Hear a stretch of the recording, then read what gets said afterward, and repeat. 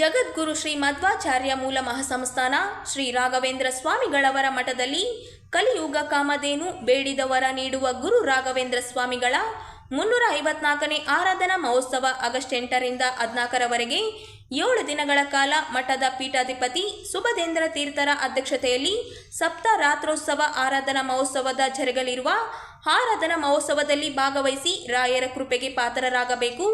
ಈ ಒಂದು ಆರಾಧನಾ ಮಹೋತ್ಸವಕ್ಕೆ ರಾಜ್ಯ, ದೇಶ, ವಿದೇಶಗಳಿಂದ ಬರುವ ಭಕ್ತರಿಗೆ ಆದರದ ಸ್ವಾಗತ ಕೋರುವವರು ಶ್ರೀ ರಾಘವೇಂದ್ರ ಸ್ವಾಮಿಗಳವರ ಮಠದ ಆಡಳಿತ ಮಂಡಳಿ ಮತ್ತು ಮಠದ ಸಿಬ್ಬಂದಿಗಳು. ಮಂತ್ರಾಲಯ.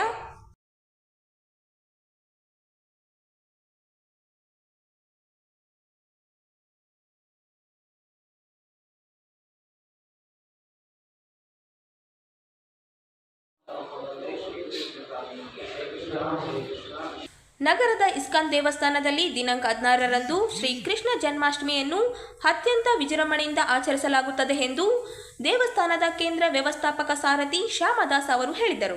ಅವರಿಂದು ನಗರದ ಸುದ್ದಿಗಾರರೊಂದಿಗೆ ಮಾತನಾಡುತ್ತಾ, ಪ್ರತಿ ವರ್ಷದ ಮಾದರಿಯಲ್ಲಿ ಶ್ರೀ ಕೃಷ್ಣ ಜಯಂತಿ ವಿಶೇಷವಾಗಿ ಆಚರಣೆ ಮಾಡಲಾಗಿದೆ.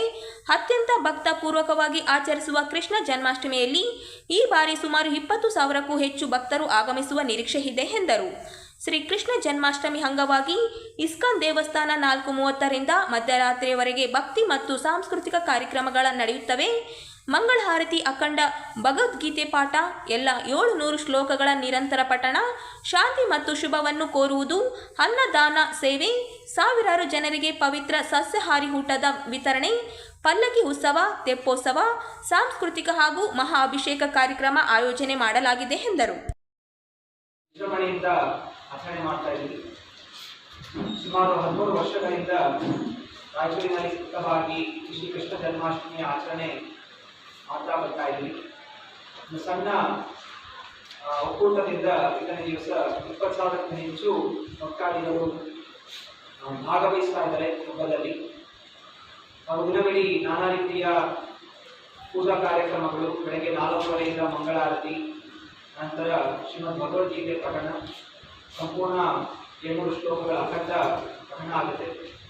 ನಂತರ ಪಲ್ಲಕ್ಕಿ ಉತ್ಸವ, ಶ್ರೀ ರಾಧಾಕೃಷ್ಣ ಪಲ್ಲಕ್ಕಿ ಉತ್ಸವ, ನಂತರ ತೆಪ್ಪೋತ್ಸವ. ಸಂಜೆಯ ಸಮಯದಲ್ಲಿ ಸಾಂಸ್ಕೃತಿಕ ಕಾರ್ಯಕ್ರಮಗಳು ನಾನಾ ಸಾಂಸ್ಕೃತಿಕ ತಂಡಗಳಿಂದ, ರಾತ್ರಿ ಮಹಾ ಅಭಿಷೇಕ ಹಾಗೂ ದಿನವಿಡೀ ಬರುವ ಸಕಲ ಭಕ್ತಾದಿಗಳಿಗೆ ಅನ್ನದಾನ ಸೇವೆ ಇರುತ್ತೆ.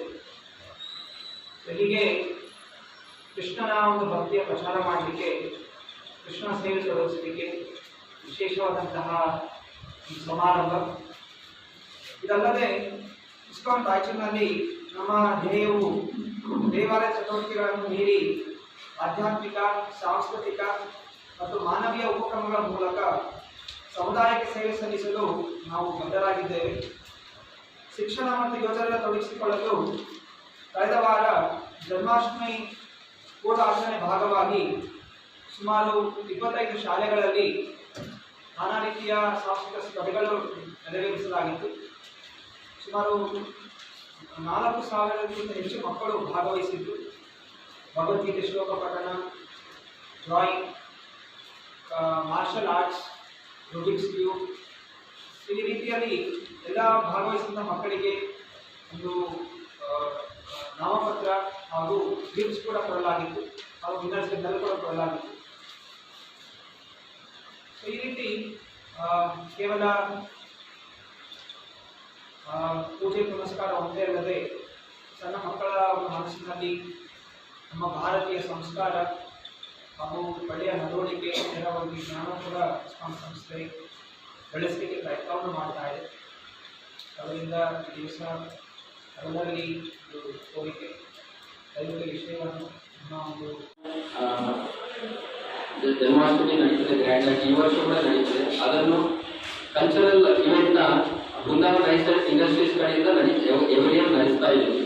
ಸೊ 3 ಇಯರ್ಸ್ನಿಂದ ಸತತವಾಗಿ ನಡೆಸ್ತಾ ಇದ್ದೀವಿ. ಇದ್ರ ಉದ್ದೇಶ ಏನಂದ್ರೆ 3 ವರ್ಷ ಮುಂಚೆ ಎಷ್ಟೊಂದು ಜನ ಪಾಪ ಸೂಪರ್ ಟ್ಯಾಲೆಂಟೆಡ್ ಪರ್ಸನ್ಸ್ ವಾಲಂಟಿಯರ್ ಆಗಿ ಬರ್ತಾ ಇದ್ರು, because to expose the talent.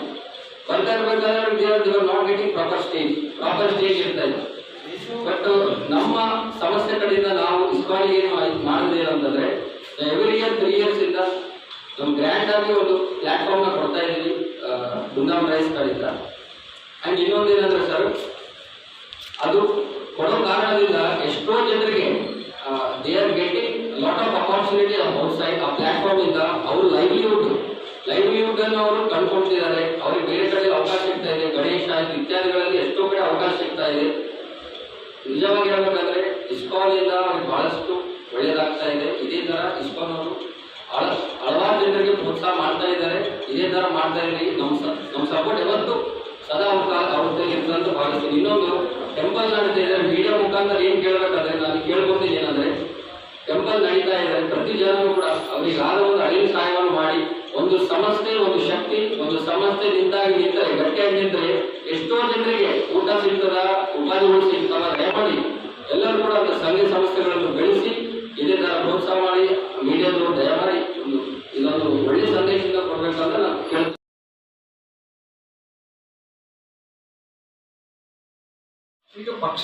ರಾಜ್ಯದಲ್ಲಿ ತಾಳವಾರ ಮತ್ತು ಪರಿವಾರ ಹೆಸರಲ್ಲಿ ನಕಲಿ ಎಸ್ಟಿ ಪ್ರಮಾಣ ಪತ್ರ ವಿತರಣೆಯನ್ನು ತಡೆಗಟ್ಟುವಂತೆ ಆಗ್ರಹಿಸಿ